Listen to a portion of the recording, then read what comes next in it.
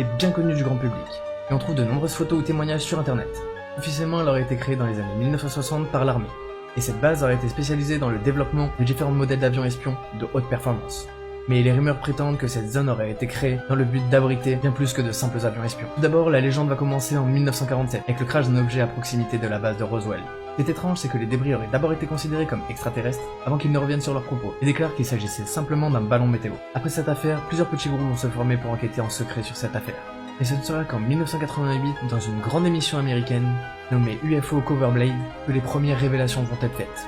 Cette émission était réputée pour recevoir de nombreux témoignages de personnes haut placées et qui avaient vu des choses très étranges. C'est durant l'une de ces émissions qu'ils auraient reçu 2 agents masqués derrière un rideau et qui auraient raconté ce qu'ils auraient vu dans la zone 51. Ils disent que non seulement ils auraient récupéré des débris d'un objet non identifié, mais qu'ils auraient également récupéré des corps extraterrestres ainsi que des extraterrestres vivants. Ils diront même que ces extraterrestres avaient été hébergés dans la zone 51. Et c'est seulement après cette émission